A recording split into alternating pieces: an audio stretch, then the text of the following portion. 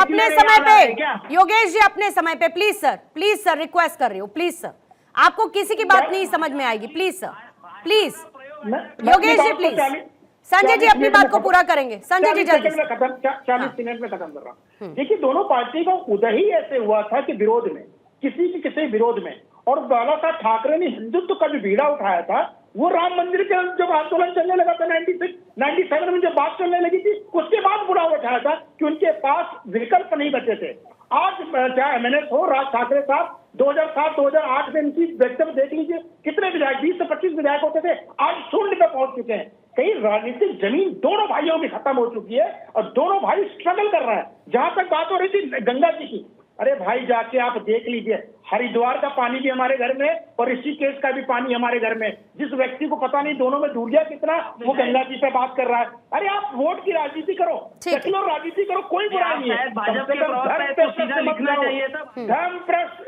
धर्म पे प्रश्न मत उठाओ। और आप लोग राजनीति कर रहे हिंदुओं की, क्या बताइए, उत्तर प्रदेश का आदमी हिंदू नहीं था क्या? बिहार का आदमी हिंदू नहीं था क्या? दिल्ली का आदमी हिंदू नहीं था जिसको बम्बई से भगा रहे थे?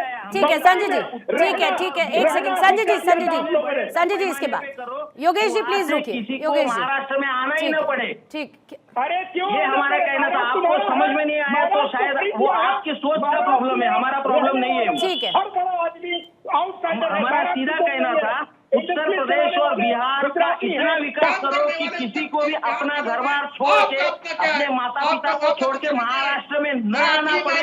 ये हमारा विचार था, आपको समझ में है। हर घर के लिए संजय राणा जी एमएनएस तय करेगा, हर घर का परिवार क्या चाहता है कि उनका बच्चा कहाँ जाए, नौकरी करे, कहाँ बस जाए, नहीं जाए, जाए तो कौन से राज्य जाए, ये एमएनएस थोड़े ही तय करेगा। प्रेम कुमार सर आपके पास आते हैं। योगेश जी प्लीज, योगेश जी प्लीज, योगेश जी ऐसा नहीं है ना कि कोई महाराष्ट्र का कहीं और काम करने नहीं जाता है। अरे पूरा देश, हिंदुस्तान हर किसी का है। ठीक है, एक सेकंड सर, एक सेकंड संजय जी,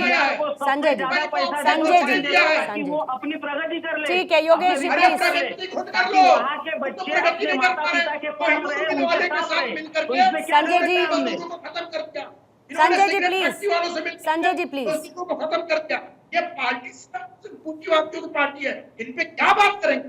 कोहिनूर मुसलमान से आपके संबंध वो तो नहीं है, राज ठाकरे का नहीं है, लिखो उसके बाद शायद आप अच्छी बात। अरे बताओ ना, मतलब राज ठाकरे का पार्टनरशिप नहीं है पनीर मिल वाले के साथ, जो आपका हजारों लाखों मजदूर को बेघर कर दिया, नहीं था राज ठाकरे के पास। राज ठाकरे पार्टनर है और 50% के पार्टनर है, तो किस मुंह से आप बोलोगे? मराठी मानुष के खिलाफ तो आप खड़े हुए हो, मराठी मानुष मजदूर था, उसको मारने के खिलाफ आप खड़े हुए हो। संजय जी प्लीज रुकिएगा, और योगेश जी आपके काउंटर के लिए मैं आपके पास आऊंगी, और प्रेम सर मैं चाहती हूँ थोड़ा सा आपको ज्यादा समय मिल जाए। तो प्रेम सर आपके पास आते हुए आपने सारी की सारी बातें सुनी, एमएनएस को क्या कहना है वो आपने सुना, बीजेपी का क्या कहना है, शिवसेना उद्धव गुट का क्या कहना है। मेरा सीधा सा सवाल ये है कि जब आपको ये पता है कि इस तरीके का बयान एक बड़े वर्ग की भावना को ठेस पहुंचा सकता है, फिर वो मुद्दा पॉलिटिसाइज भी होगा, ये कहा जाएगा कि सनातन धर्म का अपमान किया है, specially coming from a political figure. Raj Thackeray अगर ऐसा बयान देते हैं तो क्या यह अवॉइडेबल था? राज ठाकरे इस बयान से, और वो भी इस तीखी भाषा में, इस बयान को देने से बच सकते थे? देखिए पूर्णिमा जी, जनता भी प्रतिक्रिया देती है, कुंभ के पक्ष में प्रशंसा में भी बातें रखती हैं, और जो कुछ कुव्यवस्था हुई उस पर भी जनता बोलती है, अब बोली है। लेकिन जनता की कही गई बात पर कभी भी बड़ी चर्चा राष्ट्रीय विमर्श में नहीं आती है। नेता जब बोलते हैं तो वो विमर्श में आती है। तो नेता क्यों बोलते हैं, जैसे अभी एमएनएस के प्रमुख बोले हैं, आमतौर पर दो कारण स्पष्ट दिखते हैं। एक कि अगर चुनाव है तो ध्रुवीकरण किया जाए इधर या उधर, उसकी ज़रूरत के हिसाब से बोलते हैं। अभी तो महाराष्ट्र में कुछ चुनाव भी नहीं है। और तो दूसरी वजह क्या होती है? दूसरी वजह है ना, बहुत दूर नहीं है लेकिन बीएमसी का तो बीएमसी का चुनाव है। लेकिन दूसरी वजह ये होती है कि हम राज ठाकरे जी जो कि महाराष्ट्र के सीमित क्षेत्र में प्रभाव रखते हैं, उनको हम राष्ट्रीय स्तर पर चर्चा कर रहे होते हैं। ये भी उनका एक मकसद होता है कि हम ऐसे बयान से जगह पाएं। अब इसके बाद ये देखें कि जैसे सनातन को लेकर के आम आस्थावान लोग प्रतिक्रिया नहीं दे रहे हैं कि राज ठाकरे ऐसा बोलिए। उनके दिलों को कितना दुख पहुंचा है इसका भी पैमाना हम में से किसी के पास नहीं है। हम अपनी फीलिंग्स लेकर के उसको व्यक्त कर सकते हैं, लेकिन राजनीतिक लोग जो हैं वो ज़्यादा व्यक्त कर रहे हैं। अभी इसी पैनल पर हमें तो लगा कि रिएक्शन होगा, लेकिन हुआ नहीं, कि धोबी का कुत्ता कहा गया भाई ठाकरे बंधुओं को, लेकिन हमें दोनों पार्टियों के प्रवक्ता मौजूद हैं, लेकिन उस पर उनकी कोई प्रतिक्रिया नहीं हुई। वो दूसरी बातों पर लड़ रहे थे, लेकिन मेरा इरादा लड़ाना भड़काना नहीं है। मेरा सिर्फ ये कहना है कि जब हम एक मुद्दे पर बात कर रहे हैं, जैसे फैक्चुअल इसका एक फैक्चुअल स्टैंड होता है कि गंगा का पानी इस दौरान प्रदूषित हुआ होगा, इसमें तो कोई संदेह नहीं। इसके अलावा हमारे पास एनजीटी की भी रिपोर्ट है और आपने एक बायोलॉजिकल रिपोर्ट रखी, वो भी काउंटर रिपोर्ट है, दोनों एक दूसरे को के खिलाफ हैं। तो इसके अलावा बात ये भी है कि जब हम ये देखते हैं कि कुंभ हुआ तो कुंभ के दौरान बहुत गए और बहुत नहीं गए। आस्था है और किसी की आस्था नहीं भी हो सकती है, और ये भी कोई नहीं है कि कोई कुंभ नहीं गया तो वो हिंदू नहीं है।